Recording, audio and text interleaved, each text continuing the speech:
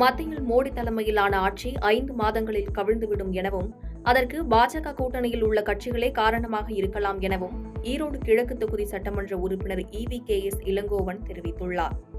ஈரோட்டில் முன்னாள் மத்திய அமைச்சரும் ஈரோடு கிழக்கு சட்டமன்ற உறுப்பினருமான EVKS இளங்கோவன் திருமகன் ஈவேரா சாலையில் உள்ள அவரது இல்லத்தில் செய்தியாளர்களை சந்தித்து பேசினார். அப்போது காமராஜர் மதிய உணவு திட்டம் கொண்டு வந்தார், தமிழக முதல்வர் ஸ்டாலின் காலை உணவு திட்டத்தை கொண்டு வந்து ஆட்சியை சிறப்பாக நடத்தி வருவதாக பேசினார். மேலும் விக்கிரவாண்டி இடைத்தேர்தலில் திமுகவை எதிர்த்து போட்டியிடுபவர்களுக்கு டெபாசிட் கிடைக்காது எனவும் காங்கிரஸ் கட்சியின் சார்பில் செல்வ பெருந்தகையும் திமுக சார்பில் நானும் இணைந்து திமுக வேட்பாளரை ஆதரித்து பிரச்சாரத்தில் ஈடுபட உள்ளதாக கூறினார். எப்படி ராஜராஜன் ஆட்சியை பொற்கால ஆட்சி என்று சொல்கின்றோமோ அதுபோல் ஸ்டாலினுடைய ஆட்சி காமராஜருடைய ஆட்சி என்று நான் சொல்கின்றேன். காரணம், காமராஜர் எப்படி எத்தனையோ திட்டங்கள் கொண்டு வந்தார், எத்தனையோ அணைகளை கட்டினார், அதெல்லாம் விஷயம். ஆனால் இன்றைக்கு தமிழகத்திலே இருக்கின்ற இளைஞர்கள் படித்தவர்களாக இருக்கிறார்கள் என்று சொன்னால் அதற்கு மூல காரணம் படிக்க வைத்தவர், படிப்பதற்கு பசி இருக்கக்கூடாது என்று செய்தவர் காமராஜர். அதனால்தான் இவ்வளவு பேர் படித்தவர்களாக இன்றைக்கு இந்தியா மட்டுமல்ல உலகத்தில் இருக்கின்ற எல்லா நாடுகளிலும் தமிழர்கள் இன்றைக்கு இருக்கின்றனர். அதே போல்தான் நம்முடைய காமராஜர் அவர்கள் இந்த மதிய உணவு திட்டத்தை கொண்டு வரும்போது நான் உங்களுக்கு சொல்கின்றேன், வேண்டுமென்றால் நீங்கள் பழைய ரெக்கார்டுகளை பார்த்து வெரிஃபை பண்ணி கொடுங்கள்.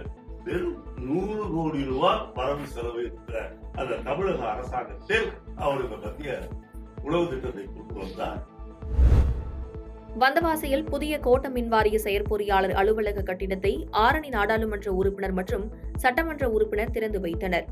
திருவண்ணாமலை மாவட்டம் வந்தவாசியில் தமிழ்நாடு மின் உற்பத்தி மற்றும் பகிர்மானத்துறை சார்பில் 65 லட்சம் மதிப்பிலான புதிய கோட்ட மின்வாரிய செயற்பொறியாளர் அலுவலகம் கட்டி முடிக்கப்பட்டது. இதில் சிறப்பு அழைப்பாளராக கலந்து கொண்ட ஆரணி நாடாளுமன்ற உறுப்பினர் MS தரணிவேந்தன், சட்டமன்ற உறுப்பினர் S அம்பேத்குமார் ஆகியோர் அலுவலக கட்டிடத்தை ரிப்பன் வெட்டி திறந்து வைத்தனர்.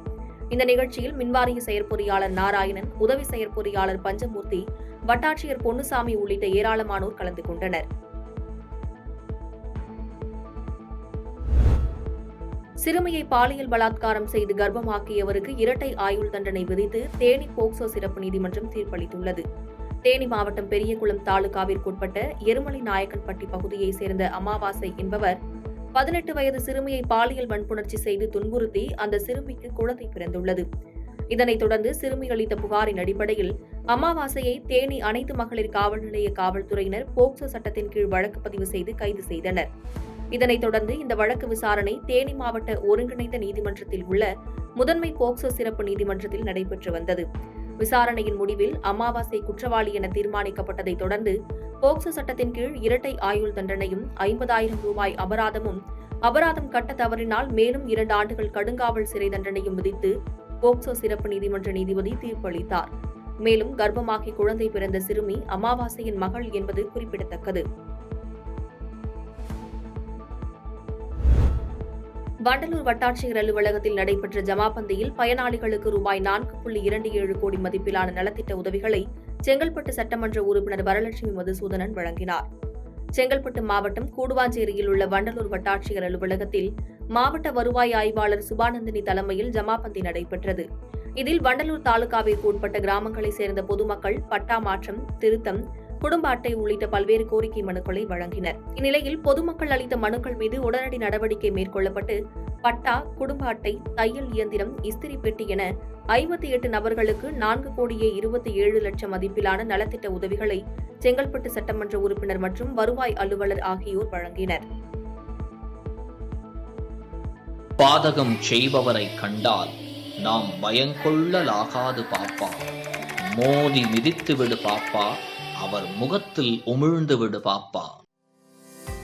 அண்மை செய்திகளை உடனுக்குடன் தெரிந்து கொள்ள இணைந்திருங்கள் இயம்நாடு தொலைக்காட்சியுடன்.